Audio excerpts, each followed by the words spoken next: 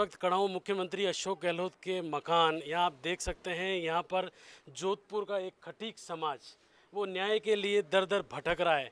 अब 4 दिन से, पिछले 4 दिन पहले तुलसीराम खटीक की बनाड़ थाने के सामने केबिन जलने से मौत हुई, ऐसा पुलिस का मानना है। जबकि परिजनों का ये आरोप है कि उसको हत्या की गई है। इसको लेकर 4 दिन से महात्मा गांधी हॉस्पिटल की मोर्चरी में शव पड़ा है। सरकार से वार्ता हो रही है, लेकिन इनकी मांगे हैं कि हत्यारों को गिरफ्तार किया जाए, लेकिन गिरफ्तार नहीं किया जा रहा, तब तक शव नहीं उठाया गया। आज ये लोग समाज, दलित समाज के लोग मुख्यमंत्री अशोक गहलोत के मकान पहुंचे हैं, यहाँ पर प्रदर्शन कर रहे हैं। इन समाज से मेरे साथ हैं, आइए इनसे बात करते हैं। क्या मांगे हैं आपकी? हमारी मांग ये है कि जो तुलसीराम जी की हत्या हुई है और सीताराम जी खोजा साहब है जो बनाड़ थाना के एसआई है, उन्होंने एफआईआर दर्ज नहीं की थी और इस मुकदमे को छिपाने की कोशिश की थी। पहला हमारा मांग है कि सीताराम खोजा को निलंबित किया जाए और बनाड़ थाना को लाइन हाजिर किया जाए। उसके साथ साथ गोवर्धन राम जी एक उनके एसएसआई है, उनको भी निलंबित किया जाए, क्योंकि उनकी वजह से मुकदमा दर्ज नहीं होता और उनकी वजह से सबूतों में नष्ट आई। दूसरी बात, ये 100% हत्या है। हत्या का कारण यह है कि वहाँ खून से भरे हुए, उनके शरीर पे खून भरा हुआ है, उनके सर पे चोटें हैं, लेकिन पुलिस नहीं मान रही थी। तीसरी बात यह थी कि मृतक तुलसीराम जी को सीताराम जी ने अखबारों के अंदर ये ज्ञापन दिया गया कि वो शराबी थे, वो नशेड़ी किस्म के व्यक्ति थे।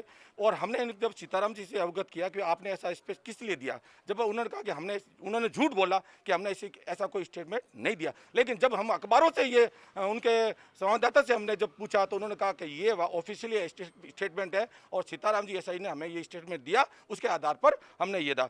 कल एक रैली निकाली गई थी, एक कांग्रेस की, यूथ कांग्रेस की भी साइकिल रैली थी और एक आपके समाज की भी रैली थी। इन रैली को लेकर भी आपका कुछ न कुछ आरोप है, क्या आरोप है? हाँ, हमने ये रैली निकाली थी तुलसीराम जी का जो हत्या है उसको न्याय दिलाने के लिए। और उससे पहले हमने पुलिस महामंदिर को ये अवगत कराया था कि भी हमने लिखित रूप से उनको सामने देने की कोशिश की थी कि भी आप, तो उन्होंने लिखित रूप से स्वीकार नहीं किया। उन्होंने कहा आप रैली निकाल सकते हैं। और हमने जब रैली निकाली तो वैभव गहलोत के जो कांग्रेस कमेटी के जो भी लोग थे, 200-300 आदमी थे, तो उन्होंने रैली निकाली और हमारे सामने क्रॉस हुआ था।